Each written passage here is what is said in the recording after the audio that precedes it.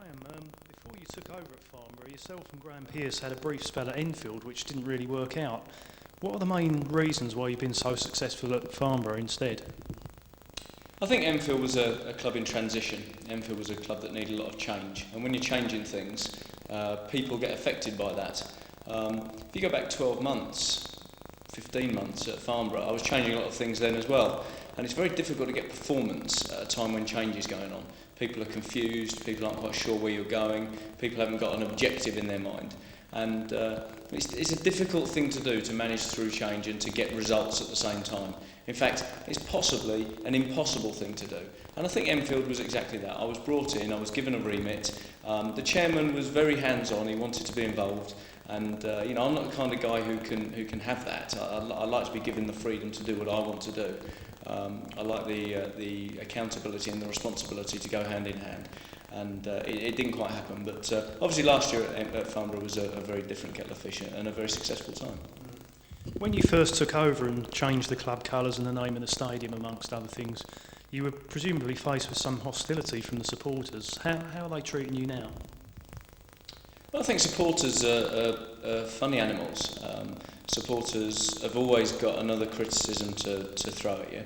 That's part of their job in some respects, is to keep you on your toes. I took the colours back to what they originally were. I actually like red and white. The best clubs play in red and white, and I think there's something about it.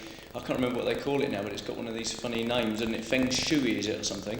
How certain colours are associated with success. And rightly so. And I didn't like yellow personally. I didn't enjoy it as a colour. I didn't think it was a successful colour. It didn't work for me.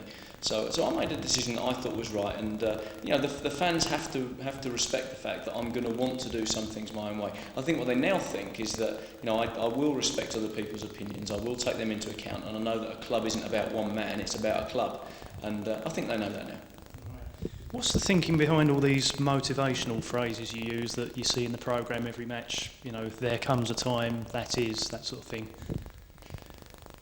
I didn't realise they were motivational phrases. If they do motivate people, then that's great news. But I talk as I see things, and I say what I feel needs to be said. And there was a time where things needed to change, so they got changed. Attitude is more important than ability. But these are just my views, and there's no specific thinking. If they do motivate people, that's great news, because that helps you win football matches. Now, obviously, your nearest challengers, Canvey Island, they'll be claiming that they would have won the title had it not been for their backlog of fixtures. How do you answer that suggestion? I always felt that we'd win the title last year. We did win the title, and Canvey had a very good season in their own right. I mean, we went there on the opening day of the season, and we knew it was an important blow to strike, the first day victory, the psychological blow. And whether that affected their thinking in terms of them concentrating on the FA Trophy or not, I don't know. But certainly we went into the season believing we would win the league. We did win the league, and I think that speaks for itself. On the playing side, how are you going to approach next season back in the conference? Well, we're going in there to win it. There's no other way of thinking in my mind. Whether as a player, as a football manager, as a business manager, I play to win, and there is no other option. It is the only option in my mind, and I'm going into the conference knowing that it's going to be a slightly tougher job. The teams in there are slightly better than the ones in the Ryman League. They need to be shown the right respect, but we certainly won't overestimate them, just like we didn't last year. Canvey showed that the better sides in the conference are there to be beaten. They went and beat them, and we beat Canvey. Yeovil will remember me going there as manager of Kingstonian. I think they'd won 18 on the spin at the time in their championship season. We beat them. Dagenham will remember in their championship season last year that they came to Farnborough. We beat them. We know how to win football matches, and they'll be looking at us. We won't be looking at them. It's been suggested that you'll be stepping down as team manager next season to concentrate more on your chairman's role. Is there any truth in that rumour? I'm more likely to step down as chairman and concentrate on my managerial role. I love the football. I'm 33 years of age. I stopped playing because of a bad break to my leg, but I love the football involvement. My track record as a manager is mixed. I had a reasonably successful time at Kingstonian before they sacked me. They thought I got too involved on the club side of things. I can't think what they meant, can you, Lawrence?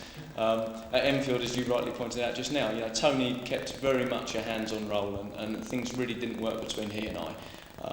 And here at Farnborough, we've got 2 trophies in 2 seasons, and it's working okay. You know, we're going in the right direction, and I love the football side of things, and I'm enjoying what I'm doing.